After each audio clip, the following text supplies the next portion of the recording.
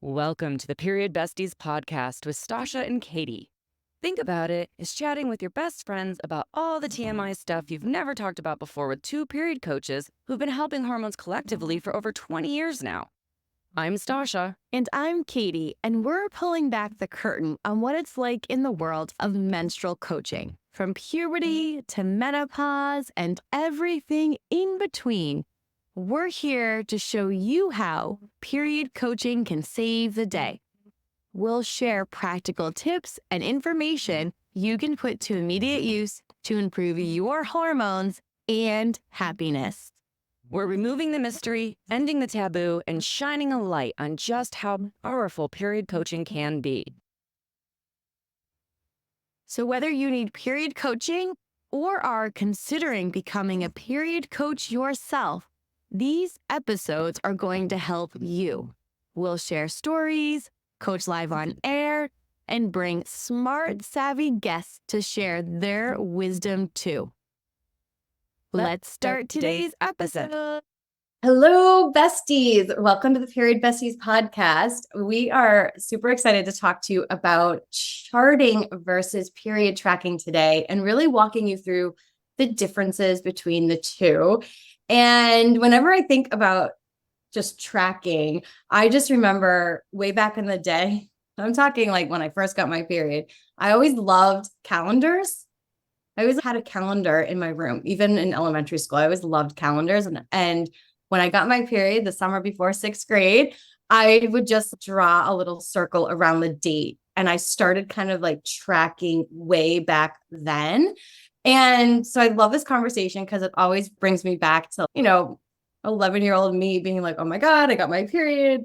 I have no idea when it's coming again, but I'm just going to track it. So I keep everything. When my parents were moving out of our house in New Hampshire, then they sold our house, I went through like containers of stuff and I had these calendars. I don't have them anymore because I was like, I cannot physically get these to LA when I was living there. But it was really cool when I was going through. Little old me way back in the day was curious about this. And now we're having this conversation. So I just wanted to share that because it always brings me back to that time when I was like, I don't know what's happening, but I'm going to write it down. So it feels like I have some sort of control over this experience. That's amazing. I love that. I did not write it down because I knew it was coming because the week before I was like on death's doorstep. So I didn't really need to pay attention. I knew it was coming, whether I liked it or not. Real signs. Yeah. Very clear signs, including throwing up and passing out right before I would get my period. So I knew it was coming well before I needed to know it was coming. But yeah, I love that. I did do the calendar thing though, as I got a little bit older and was like, okay, I am having sex. I need to keep track of what's going on here. I did do the same thing. I circled the day on the calendar and was like, okay, well, at least I can kind of pay attention to this. So yeah, I did do that as well, circling the date on the calendar, which I think is like the old school. That was sort of right. The first calendar was notches on a stick or on a stone, something like that. And for the longest time, they're like, oh, men made this to have a calendar. And everyone was like, why would men want to know what 28 days was? Like, obviously a woman made this and she was counting 28 days because she needed her period to come or not. We don't know which way she wanted it to go, but obviously it was a woman. Come on. Like, it was a funny moment in history that like really made me shift my perspective on stuff. And I remember thinking, yeah, why would a dude care about 28 days, whereas a woman would care much more about that? So yeah, I have kind of fun. But yeah, apparently we've been tracking these things since the beginning of being able to, probably before being able to slice a piece of wood or notch a piece of wood. We were probably tracking it with stones or other things. So period tracking is as old as humankind. Yes. And speaking of period tracking, before we jump in, what phase of your cycle are you in right now? I'm really hitting peak follicular. I'm day 10. I feel good, which after this last period is a blessing because I broke out in hives right before I got my period. So my whole body was full inflammation. My period was extra crappy because of that full body inflammation. So yeah, I'm feeling much better, very thankfully, and definitely hitting that peak of my follicular phase. And my temperature has not started to rise yet. So we're not in and around ovulation yet. So definitely peak follicular phase at the moment. This is so funny. I'm day 11. Amazing. I just had to like recount because I'm like, wait a second, this sounds really familiar. I'm day 11. So also peak, but I've been like, I think it might be the heat. I've just been like a little, usually the heat like really gives me energy and I feel super social and creative, but this heat's been draining me. It's been about 7 to 8 degrees hotter than normal in June in North Carolina. So it's been in like the 95-ish range for a good few weeks. And we kind of went from like, I don't know, 80 to 95 really fast. So I think my body's just trying to find that adjustment to the heat. But yeah, day 11. So Amazing. also temperature hasn't gone yet, but it feels like it's coming soon because I'm definitely feeling my brain's working really well. Yeah. Yes.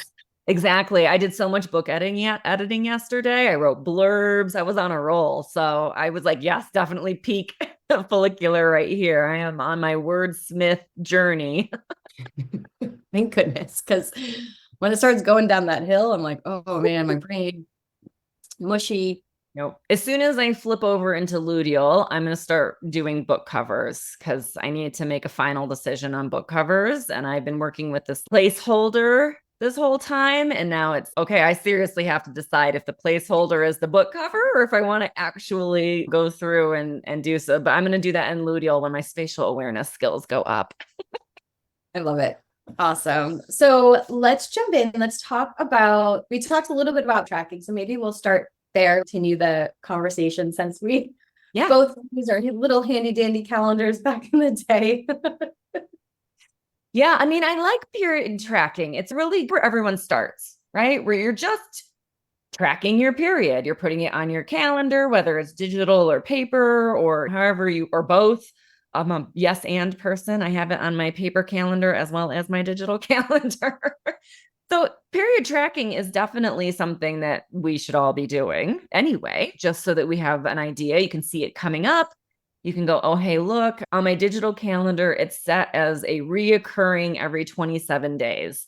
That's kind of my average length. And so I have to bump it up a day or back a day or whatever as things change. But for the most part, then you can see it coming and you're like, oh, hey, next week I'm getting my period. Maybe I should block my calendar off a little bit or ask for some extra help or support or whatever. So you can make those kinds of plans and adjust. So I'm a huge fan of period tracking, and I think it's a great place for people to start. I do too. And I think it's like almost just the easiest way, right? It's just like you put down when you got your period and then you can, like what I just did. I was like, wait, let me go back and count because I think I'm also right where you are. And it's been really helpful. And what I like about it is the pattern because it's easy to see. Oh, I had a 25-day cycle. Then all of a sudden I had a 23-day cycle. Then maybe a 27. I'm in perimenopause. My cycle's changing a lot lately in the past 6 months.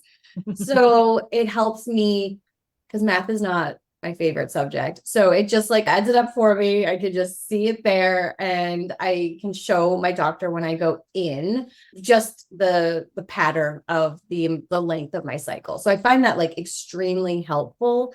And it definitely is it takes 2 seconds. Yeah. Which is nice, right? When you just want to like have the data there, but it only gives one side of the story.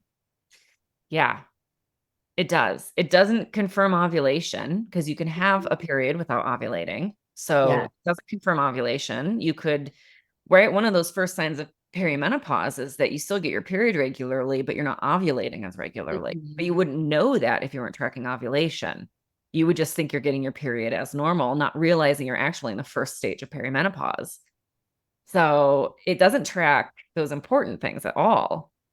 And PSA, public service announcement. Like I tell my kids, turn your listening ears on. if you're trying to get pregnant or you're trying to not get pregnant, you cannot rely on the app. Yeah. I hear this often. I tell this to my clients all the time. Like, you cannot rely on the app. It's an algorithm, just like any other app and or calendar. If you're doing it like yourself versus on an app, I just feel like a lot of people are using apps these days. It's basically saying this is when you should ovulate. It does not mean that you are about to ovulate or you have ovulated. So just really, really be mindful about that, because it's just going to tell you when they think that's what's going to happen. Yeah, you can't use their predictions. You have to really be in your own body. And it's tough to do that with an app because the app is telling you, oh, you should be feeling like this, or oh, you should be doing this, or you should be expecting that. But that's not necessarily true, because if something is happening, you won't feel like that. And that won't be what happens next. And it might take days longer, or your fertility window could be longer than you think because you ovulated a week late, or it could be shorter than you think, or yeah, it could be, you really can only know by being in your body in that moment instead of letting something tell you what you should be thinking, feeling, and expecting, knowing based on your own body's signs and signals what is actually happening. And that's a big difference. Yes. So if you get sick, if you get a stomach bug or cold, if you're traveling, if you have added stress, if you are not sleeping as well, this all will affect your cycle, and you'll know when we're going to really talk about charting, because we love charting, but that's how charting is so beneficial, because you can really be more mindful of what's going on in your body, and the app won't know all of these other factors and or your calendar if you're not sharing that information, because it's life, right? Like, life happens and our cycles change based on what's happening in our life. Yeah, 100%. I will also chime in and just say, if you're a listener in the United States, you may want to hesitate using an app simply for legal reasons. Apps aren't covered under HIPAA, which means they're subpoenaable. So if you're using an app, especially if in your state where your reproductive health laws have changed, using an app is just giving data that can be used by a prosecutor if they want to charge you. And they will, and they can, and they do. It's not, we're not being hysterical. It is done. They do use app data to prosecute women. So a lot of apps try and do different things. They may say different things. Maybe things will change, but at the moment, no app is HIPAA covered. So it's not legally anything that can't, even if it's an app based in another country, it doesn't matter. It's still in the United States. They can subpoena the data on your app. So just as a word of caution, because it's getting scary here and it's just getting worse and worse and worse, if you are using an app and you can get pregnant. So I use an app, but my partner has a vasectomy and I have endometriosis, which is a 50-50 chance of infertility. So my odds of getting pregnant are very low, like vasectomy low. So I'm not worried about it. Also, I'm in a blue state. But if you have any chance of being pregnant, I personally wouldn't be using an app to track, just because of that. What if something happens? And it can be completely out of your control. It can have nothing to do with you or your choices at all. And you can still wind up in a situation where you're being prosecuted. So it's scary out there to be a person who can get pregnant. And I just want to throw that out there because I just don't want anyone to have incomplete information, and keep an eye on things. But as it is now, you just don't know what the laws are going to do. You don't know how the Supreme Court's going to rule on anything right now. I just wouldn't trust it. If there's any way, shape, or form that you can get pregnant, I would not trust it. I mean, what if you end up in Texas for a work thing? And even if you live in a blue state and something happens and you end up in a red state for a work thing where now you can't access any health care, and now they have your health data, and now it's too scary in the States right now. So I love apps, but oh gosh, I'd be really wary of them. So I'm just throwing that out there as a word of caution. Oh, definitely. And I'm so glad we talked about this before we started recording about how important it is to bring that up, because I remember, dates are so hard, but it was either 6 months or maybe longer than that when that came out, that in the news cycle. And I remember everybody on social media just sharing that information. And then the news cycle is so fast Yeah. that I think a lot of us forgot about that. Or as we're talking about this, it'll trigger your memory. Like, yes, I've heard about this. So yeah, it's really important that we discuss that based on what's happening in the world. Well, in the United States right now, I should say. Yeah. Yeah. For our international listeners, we're jealous of you, and will you adopt us? Yes. Yeah. But in any case, this brings me back to charting, which is what's really the gold mine of your information, right? Because in my mind, one of the key things about charting is that you're checking in with yourself each day and assessing what's happening. So rather than being told this is what you're going to feel like today, you're going, this is actually what I felt like today. And so you start to make those kinds of connections of, oh, yeah, I did have a lot of energy today. I felt really great. Or, oh, no, I felt really anxious and moody and was just mad at everything and everyone. And so you're much more in control of what you really are feeling, what's really actually happening. And it's helping to rebuild that mind body connection, that intuition connection that you're not going to get through an app or just period tracking, just tracking your period on a calendar. That's not going to help rebuild that connection either. So the process of charting at its core to me is recreating that bond between your body, your consciousness, your intuition. It's bringing you back home into your body. And it's a place where you can suspend judgment for a moment and just really be like, this is how I am. This is what I'm feeling. This is what I need to really nourish and replenish and take care of myself properly. And that's something that you can only get through that process of charting, where you're taking the time to tune in and tap in. And there's a lot of practical everyday applications, which obviously we'll talk about and I love. But this coming home to your body, to your womb, to your cycle, to that really powerful tide is, to me, where the magic really lies. Yes. And I love that it's just like in a time just for myself where I can just sit and be. And I love that you mentioned like the no judgment, where a lot of times I'll look back on the previous month and I'm like, okay, like I'm glad that I knew where I was in my cycle. And I'm glad I was able to communicate that, because I was feeling a little bit more agitated and it had nothing to do with anything that was going on. It was just hormonal.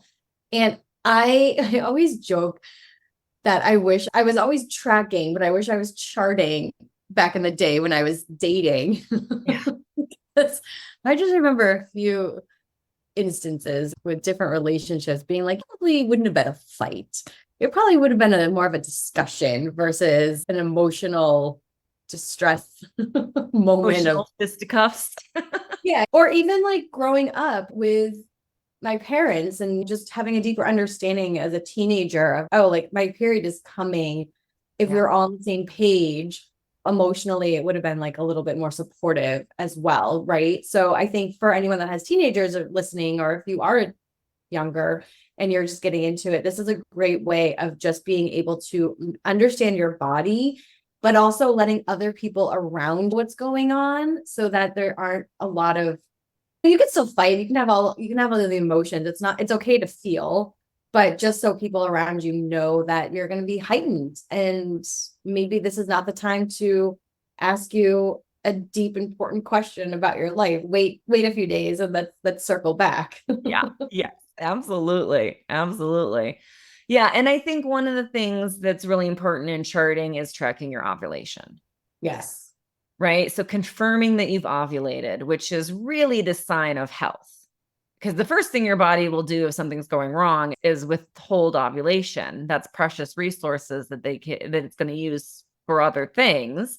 And it probably doesn't want you to be pregnant in that space because of those kinds of things. And obviously you can ovulate in extreme circumstances. Obviously, people in in places with famine and war and whatnot still ovulate, still have periods. But it doesn't mean that stress and those kinds of things can't stop you from ovulating as well. So it's very individual, but everything can affect your ovulation and can throw it off course and off kilter. And so if you are tracking your ovulation, then you know what's going on, how your body is handling and all that kind of stuff. And in fact, we have a great episode on ovulation, and Laura Bryden talked about ovulation in her interview with us. So go hit those old podcast episodes up for more in depth on ovulation. But yeah, charting for me is a big part of it, is tracking your ovulation, confirming ovulation, going, okay, I have the cervical mucus of ovulation and my basal body temperature went up for 3 or more days, and therefore confirming ovulation. So that's a really important part of charting versus period tracking. Yes. And going back to the basal body, everybody listened to our thyroid episode, Yeah. but that's something also, if you're really tracking your temperature for a while and it's really much lower, that's information you can bring to your doctor, your endocrinologist, and say, hey, let's really do a full thyroid panel. I'm noticing my temperature is much lower consistently. That gives us such more information as well, that with the whole system in place, that's going to give us like next steps, like not easy, but like concrete next steps in terms of like how to support yourself. So I think that gives us so much information as a whole. And the thing about basal body tracking too, is it's something that you want to do every day. And I had a client recently ask me, so, okay, I can do this for a few months and then I'll know my cycle. And I was like, well, no, because your cycle changes. Like what we mentioned, if you get sick, if you're traveling, stress.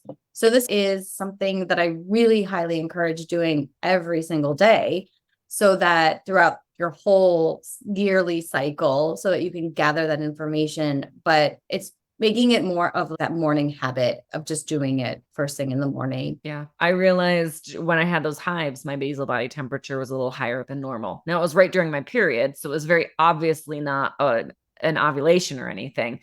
But I did have a higher temperature during my first couple of days of my period than I normally do, because I was just so inflamed by the hives. I've also caught a flu early because of basal body temperature. I didn't feel good, but I didn't feel terrible. And I would have 100% worked a normal day and had all my calls and done all of the things, and then probably been bedridden for weeks because I'd pushed through with a fever. But my basal body temperature was high. It was like in the 99, and I'm never 99. So I was like, oh, something is not right. And I just canceled everything for the day, and I got all the bone broth out of the freezer, and I like set myself up for like flu success. But then I was there and I was able to take care of myself properly because I had everything out and ready while I was still able to get up and move. And then when the flu, like when that fever really did spike and hit and I was just stuck in bed, everything was there and ready. So, I mean, I love charting basal body temperature for a lot of reasons outside of It's so interesting, but it makes so much sense. I love that you were able to just catch it and nourish your body and take care of yourself. And that's why I love charting too, because it just feels like I'm just taking that time to really take care of myself and track my moods, my energy, sleep. About 6 months ago, I noticed my sleep was a little bit off in the second phase of my cycle. And I was like, okay, I know that I need to wheel this in and figure out what was happening like 5 days before my period was coming, and it hadn't happened like that before. So it gives you so much more information that it just helps me understand myself better. And I really love having that little tool in my toolbox, because when I can understand my own moods, sometimes I don't even know what the phrase I'm looking for in terms of like waving my arms up and all down. pull it all up. Yeah, wait, no, you know that your period's coming in a few days. This is not the time to make like big life changing decisions. Like, just chill, Katie, just chill. So it's helped me just really deeply understand myself. Yeah, absolutely. I've learned so much from charting. Now, I have a mandala that an artist and I co-created in the teens years ago now. And we put it together so that you could see your entire month on one piece of paper and you could see everything. You could see your digestion. Did you have a good poop every day or not? You could see your basal body temperature. You could see your cervical mucus, your energy levels, your food, what you were eating, like everything, sleep, the whole 9 yards, like everything is on there. And then you could see it all laid out on one sheet of paper. And you could compare month after month after month because it was a sheet of paper, sheet of paper, sheet of paper. And you could lay them all out and you could see the patterns really clearly. And because it's a mandala, you can use colors, right? So it's a coloring thing. So you could use colors and you could see, I can see in the last year, day 20, I got irrationally angry for no reason. Or every day 25, I started to get cramps. Or somewhere around day 23, I would see this. Or, okay, by day 5, my energy levels are back up. I can start to plan for if I get my period, I can say, all right, well, then in 4 days from now, I can start to make plans again and I can know that I'll feel good for that. So it was really amazing to see all of it really laid out and clear and so easy to see what symptoms were coming up over and over again. Okay, I tend to get a migraine on this day of my cycle.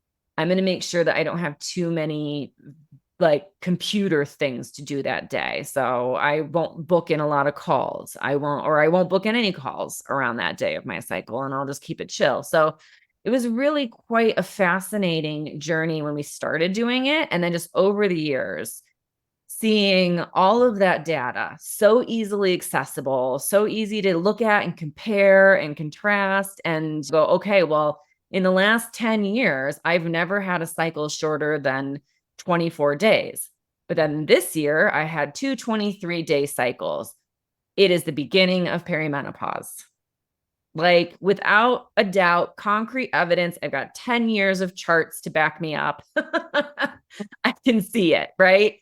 So it's really just it's been so fascinating. And I wish I had been doing that since the beginning too. I can't even imagine what it would have been like having all of that data from all of those years. It's been fascinating.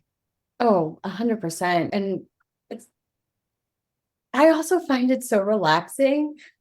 Mm-hmm. I love coloring with my kids. I love coloring. And that was a big thing a few years ago. Everyone was buying those adult coloring books, right? So it's also a time where you can just drop in and relax and feel soothed as well to do this. But then you're getting all this amazing information about yourself that this is what we want you to talk to your doctors about. These patterns, your feelings, emotions, your basal body, all of this stuff is what every doctor should be asking you. You can always talk about like nutrition. If you ate a little bit more sugar this cycle, or if you were craving a little bit more sugar, if you were hungrier than normal, if you weren't hungry, if you didn't have an appetite, all of these things are also super helpful for patterns and figuring out how we can support you better. Yeah, just making my grocery lists. I don't Mhm. have a crisper full of vegetables that I throw away anymore because I know for a fact that I'm going to have 0 salads from day 20 on.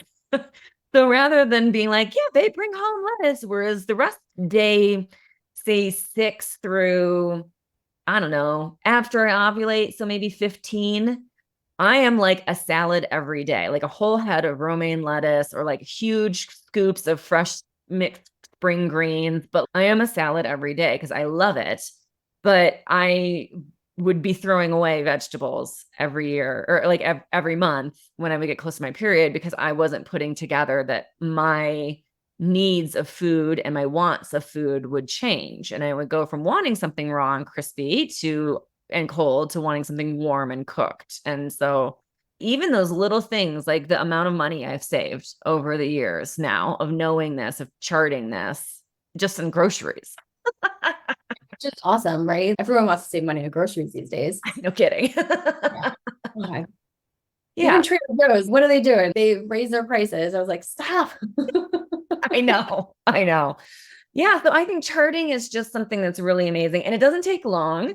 I know people often feel overwhelmed when they start charting. So my advice is always just start with 3 things. So when we're talking about the mandala, I always say if it feels overwhelming, just start with the moon phase, your energy levels, and your cervical mucus.